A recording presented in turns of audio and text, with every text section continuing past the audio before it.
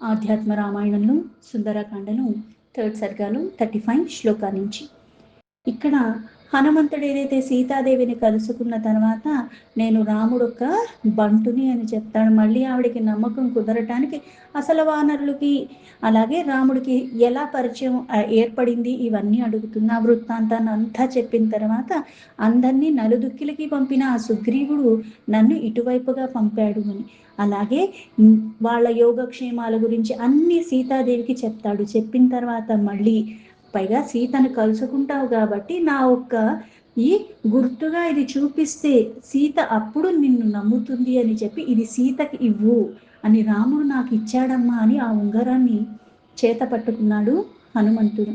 ఇత్యుక్త్వా ప్రదదం మహ్యం కారాగ్రాదంగునీయకం ప్రయత్నేన మయా నీతం దేవి పశ్యాంగులీయకం.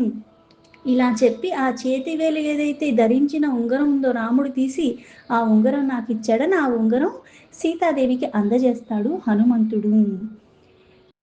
ఇత్యుక్త్వా ప్రదదం దేవ్యై ముద్రికా మారుతాత్మజః నమస్కృత్య స్థితో దూరాత్ బంధాంజలి పుటోహరి. హనుమంతుడు ఇలా చెప్పి సీతాదేవికి ఉంగరం అందజేసిన తర్వాత కొంచెం దూరంగా వెళ్ళి ఆవిడికి నమస్కరించి చేతులు జోడించుకుని అలానే నిలిచిండిపోయాడు. దృష్ట్వా సీత ప్రమోదిత రామనామాంకితాం తథా ముద్రికాం శిరసా ధృత్వా శ్రవధానంద నిత్రజ. ఆ ఉంగరాన్ని చూసేసరికి చాలా ఆనందం వేసింది సీతకి. పైగా ఆ ఉంగరం రామనామాంకితంగా ఉన్నది, అక్కడ రామనామం ఉన్నది, ముద్రించి ఉన్నది. అది చూసి ఇంకా అంటే ఇక్కడ నామం వినగలిగింది. ఇప్పుడు మళ్ళీ రాముడు ధరించింది తన చేతిలోకి వచ్చింది ఆ ఉంగరం. ఆ రాముడు రాముడు అన్న తలంపులోనే ఉన్న సీత అది మళ్ళీ చేతికి లభించేసరికి ఇప్పుడు మళ్ళీ ఈ శుభవార్త ఏదైతే నేనున్న సంగతి తెలుసుకున్న ఈ హనుమంతుడు మళ్ళీ ఈ వార్తను రాముడికి అందజేస్తాడు. ఇది లౌకికంగా తీసుకుంటే. యోగమాయే అక్కడ కూర్చుంది, శక్తి స్వరూపిణి, సర్వానికి మూలమైన వాడు పరమాత్మ. అయితే ఇక్కడ ఆనందానికి లోబడినట్టు బాధకి లోబడినట్టు ఇంతకు ముందేమో మళ్ళీ మరణించాలని అనుకుంది. ఇవన్నీ ఎందుకు అంటే ఇక్కడ వాళ్ళు వచ్చింది మానవ రూపం. సర్వానికి మూలమైన వాళ్ళు అయినప్పటికీ కూడా ఎలా అయితే ఒక పాత్రకి తగ్గట్టుగా ఒదిగి ఉండటము, దానికి తగ్గట్టుగాని దానికి వ్యతిరేకంగా చేస్తే దానికి న్యాయం చేసినట్టు కాదని మనం ఎలా అయితే లౌకికంగా కొన్ని కొన్ని చూస్తూ ఉంటామో వాళ్ళకి తగ్గట్టుగా వీళ్ళేం నటించలేదని, వీళ్ళు నటించట్ల. కాకపోతే ఈ హావభావాలు అన్నవన్నీ మనుషులకి సాధారణంగా వస్తాయి. పైగా ధర్మాన్ని పట్టుకున్నప్పుడు వాళ్ళకి అదే బాధ కలుగుతుంది, వాళ్ళకి అవే సందర్భాలు వస్తూ ఉంటాయి. కాకపోతే ఆ సందర్భానికి లొంగకుండా ఆ సందర్భాన్ని తట్టుకుంటూ దాన్ని మళ్ళీ బయటకి వచ్చేలాగా మార్గాన్ని పరిశీలనగా అన్నీ చూస్తూ ధర్మాన్ని తప్పకుండా పట్టుకుంటూ దాన్ని జయించటం అన్నది ఎలా అని చూపించటానికే నిదర్శనంగా. ఒకళ్ళు చేశారంటే చెయ్యటానికే ఇష్టపడుతూ ఉంటాము, పట్టుకుంటాం, కొన్ని వాసనల కొద్దీ కొన్ని విడవలేకుండా కూడా అయిపోతూ ఉంటాము. ఇక్కడ మానవ రూపంలో ఉన్న ఈ యోగమాయ అయినప్పటికీ కూడా ఇక్కడ అత్యంత ఆనందానికి లోబడినట్టుగా అని చెప్పటం అంటే దీన్ని లౌకిక అర్థంలో తీసుకోకూడదు.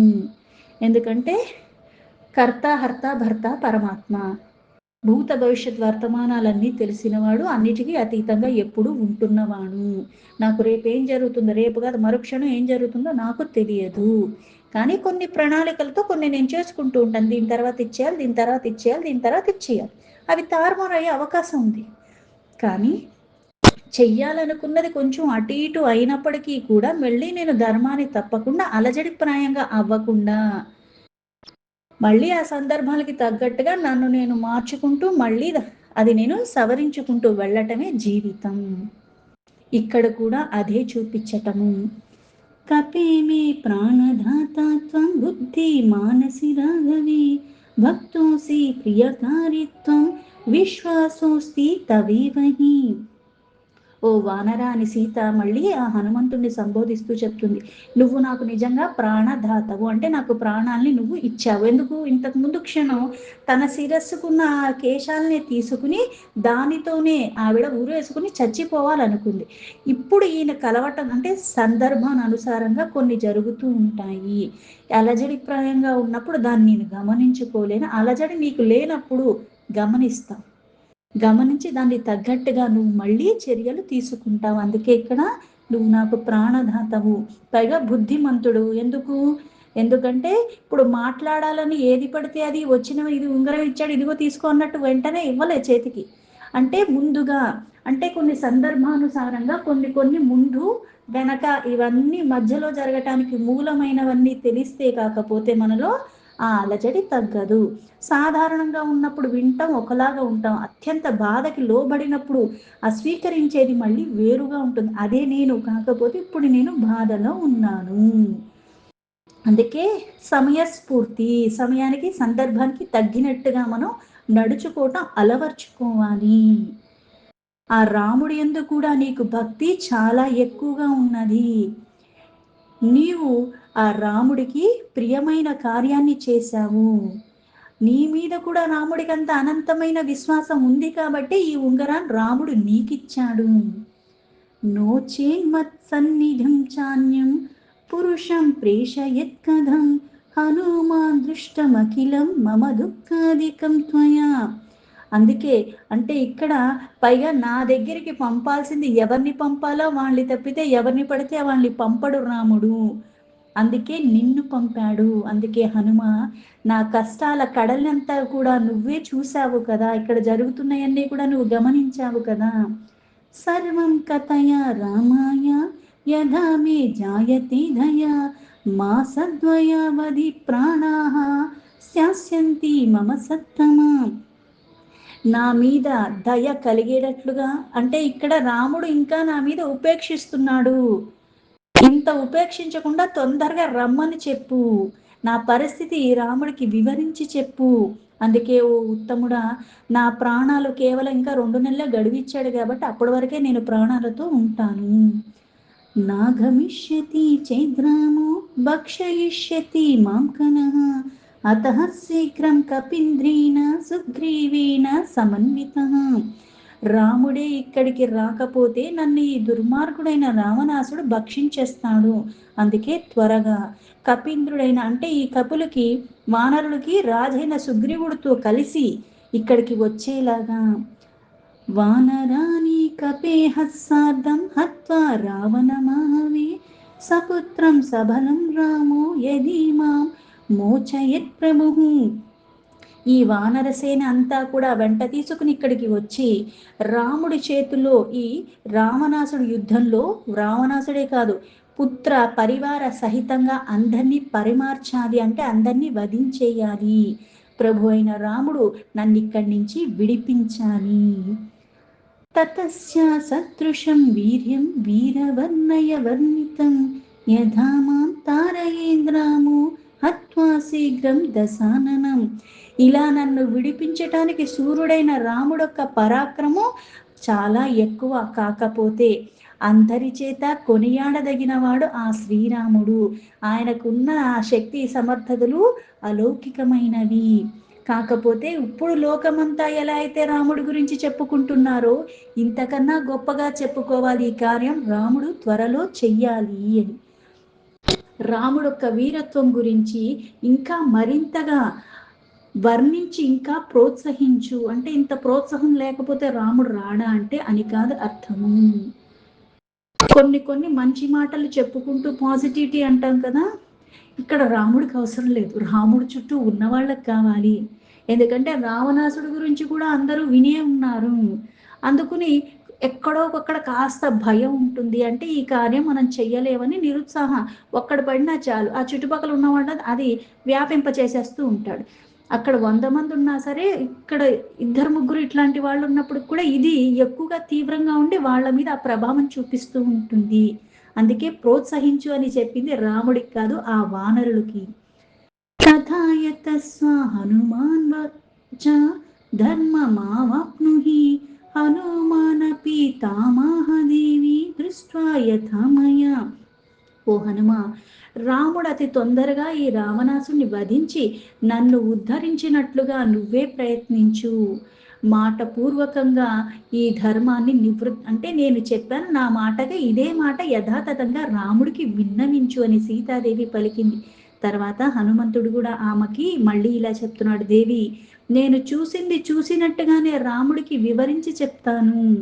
రామః స లక్ష్మణః శీఘ్రమాగమిష్యతి సాయుధః సుగ్రీవేణ సస్యైన్యేన హత్వా దశముఖం బలాత్.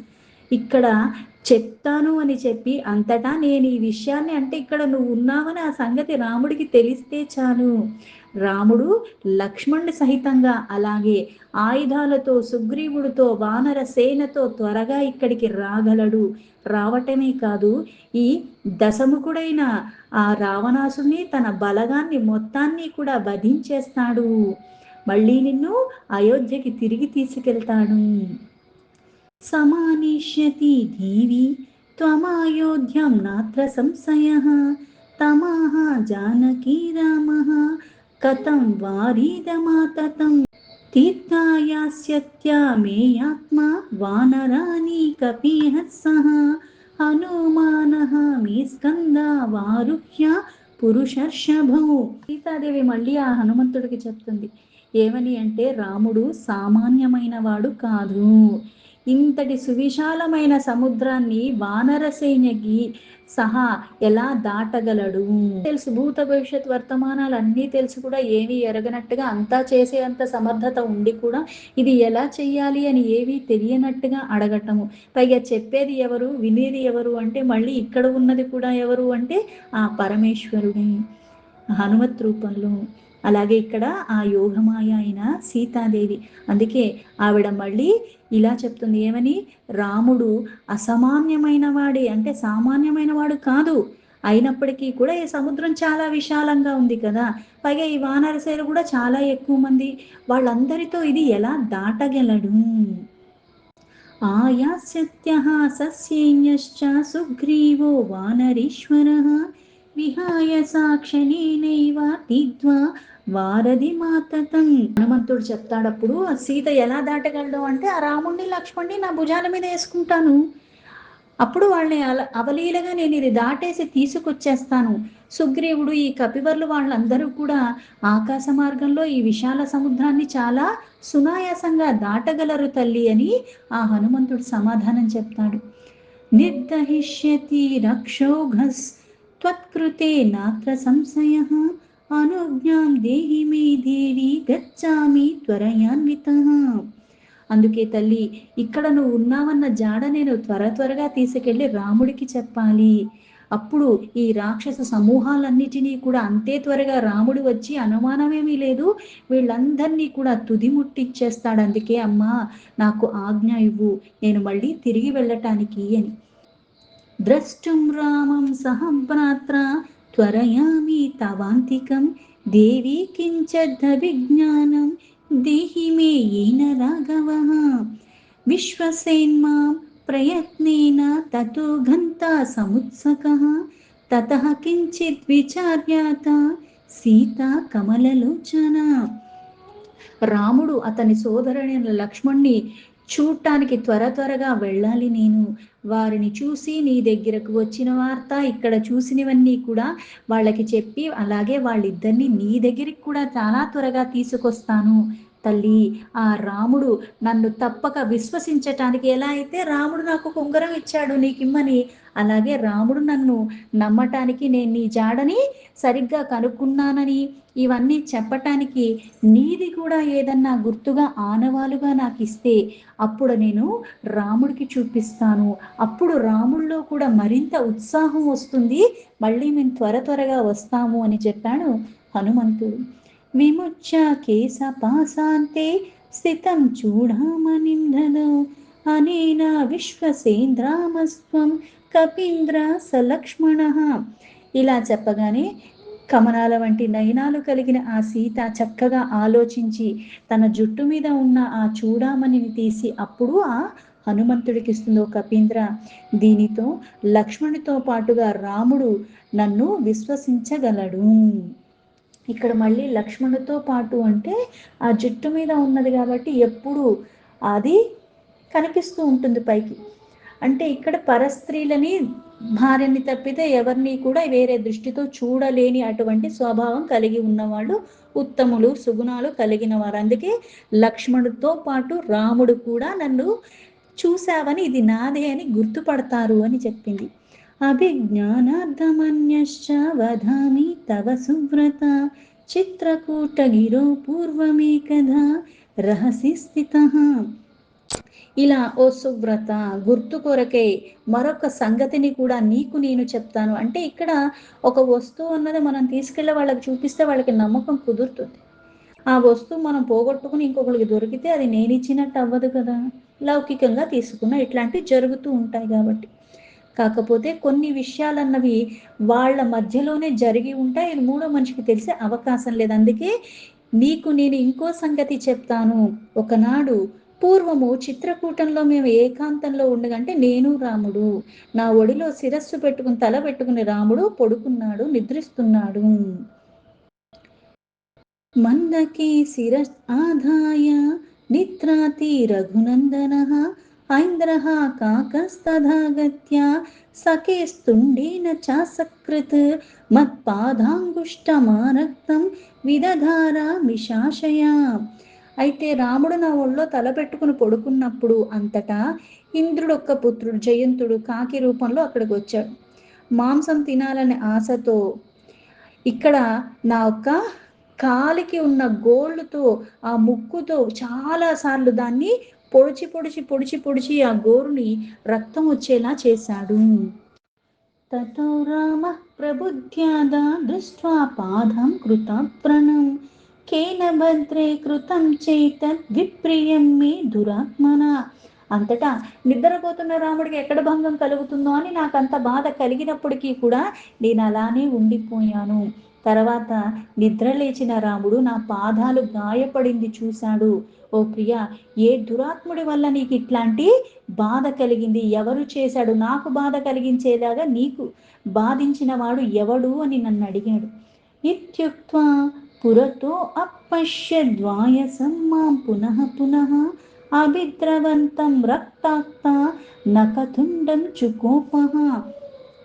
ఇలా అక్కడే ముందుకు వచ్చి చూసి ఆ కాకి మళ్ళీ నా పాదాల దగ్గరికి వచ్చి రక్తసిక్తంగా ఉన్న నా గోళ్ళని మళ్ళీ మళ్ళీ ఆ ముక్కుతో ఇంకా చేస్తూ ఉంటే అక్కడ ఇంకా అప్పుడు రాముడికి ఎక్కడ లేని కోపం వచ్చింది. తృణమీకాముపాధాయ దివ్యస్త్రీణాభియోజ్య తత్ చిక్షేపాలీలయా రామో వాయుసోపరి త్వజ్వలాత్. అంత కోపంలో రాముడు ఏం చేశాడంటే ఒక్క గడ్డి పరకం తీశాడు. దివ్య అస్త్రాలతో కూడినట్టుగా దాన్ని ఒక్కసారిగా మంత్రించాడు. గడ్డి పరకను మంత్రించి అవలీలగా అక్కడున్న ఆ కాకి మీదకి వదిలాడు. అది జ్వలిస్తున్న అగ్నిలాగా దాన్ని వెంటాడుతూనే వెళ్ళింది. అభ్యద్రవ్యాత్ వాయసశ్చాభీతో లోకాన్ భ్రమస్పునః ఇంద్రబ్రహ్మీదిభిశ్చాపి నశక్యో రక్షితుం తథా. ఆ కాకి కూడా భయానికి లోబడిపోయి అన్ని లోకాలు తిరిగింది, కానీ ఎక్కడికి వెళ్ళినా ఈ గడ్డిపరగ ఆ అగ్ని జ్వాలలాగా దాని వెనకాలే వెనకాలే వెళ్తుంది. దీని వెనకాల అది అన్నట్టుగా వెళుతూనే ఉంటే ఇంద్ర బ్రహ్మాదులు ఎవ్వరూ కూడా దాన్ని రక్షించలేము అని చెప్పేశారు. రామస్య పాదయోరగ్రే అపతద్భీత్యా దయానిదేహ శరణాగతమాలోక్య రామస్తమిధం అబ్రవీత్. ఇంకా ఎవరూ దాన్ని రక్షించలేరని ఇంకా భయానికి లోబడి తిరిగి తిరిగి తిరిగి మళ్ళీ కావు కావు అనుకుంటూనే అందరి మీద కూడా శత్రువు మీద కూడా దయ చూపించేవాడు రాముడు అని చెప్పాడు. ఆ దయానిధి అయిన రాముడినే శరణు వేడుకుంటూ ఆయన పాదాల మీద పడిపోయింది. శరణాగతి ఎప్పుడైతే అందో ఆ కాకి భక్తవాత్సరుడైన రాముడు అప్పుడు అతనితో ఇలా అన్నాడు. అమోఘమేతదస్త్రం మే దత్వే కాక్షామితు ప్రజా సభ్యం దత్వా గతః కాక ఏవం పౌరుషవానపి. నా అస్త్రానికి ఎదురు లేదు, ఇది మళ్ళీ వ్యర్థం కాకూడదు, అందువలన ఒక కన్నును దీనికి నువ్వు సమర్పించేసి వెళ్ళిపో అన్నాడు రాముడు. ఉపేక్షతే కిమర్థం మామిధానిం సోపి రాఘవః హనుమానపి తామాహ సుత్వా సీతానుభాషితం. అయితే ఇక్కడ అంతలా బాధించిన కాకినే ఒక కన్ను తీసేసి పైగా వెంటనే బ్రహ్మాస్త్రాన్ని ప్రయోగించి దాన్ని అంత చేసిన వాడు ఆ ఎడమ కన్ను ఆ కాకి సమర్పించుకుని ఊరుకుంది.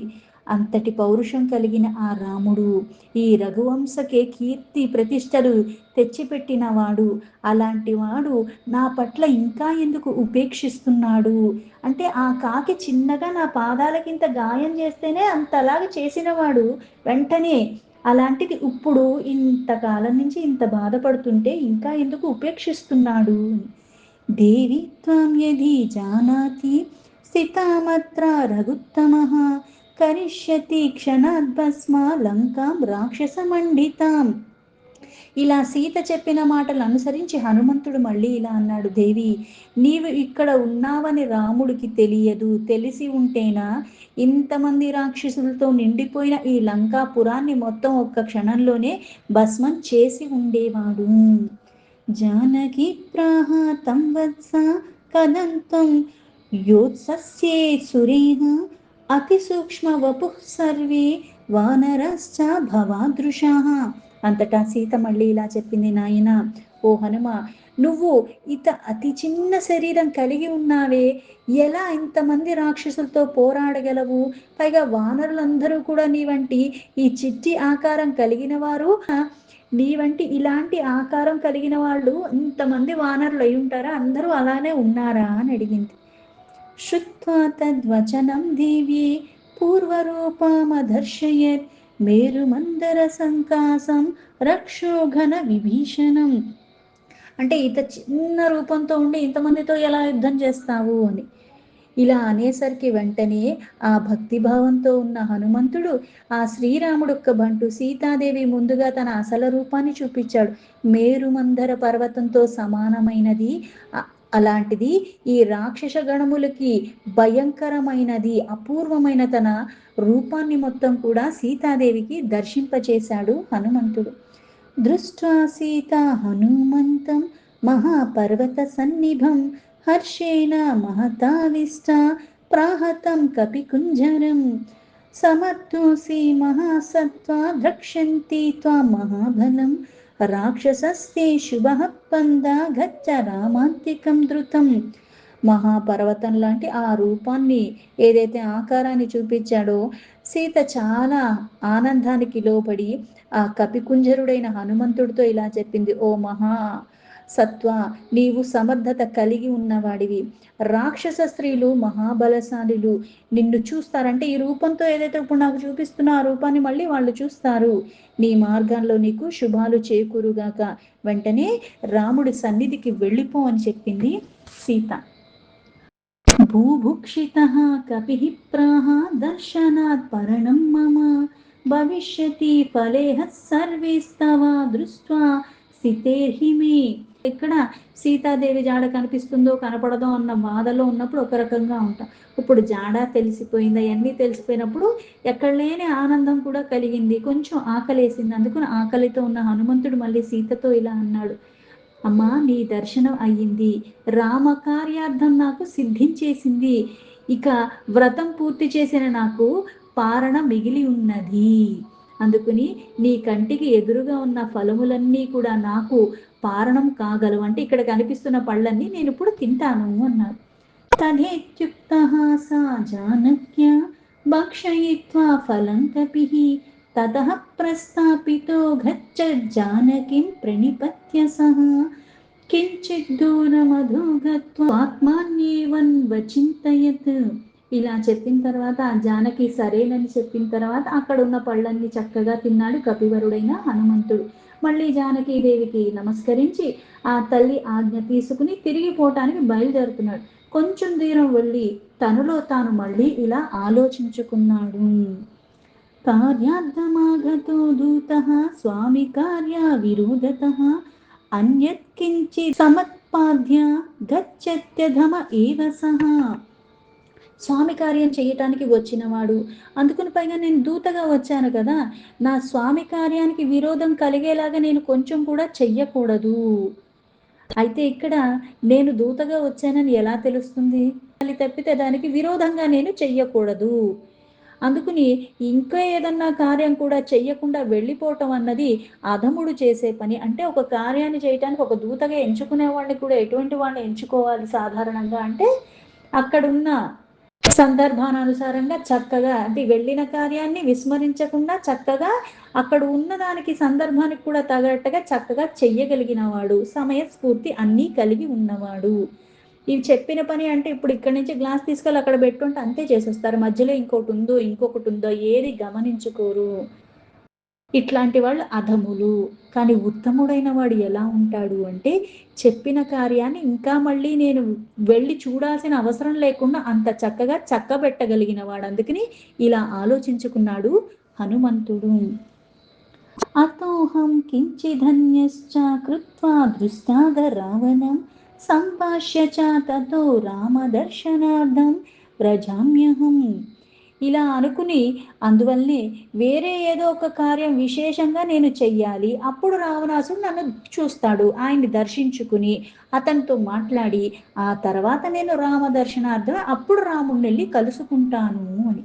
దీంతో ఆధ్యాత్మ రామాయణంలో సుందరకాండను థర్డ్ సర్గాను 70 శ్లోక సంపూర్ణం.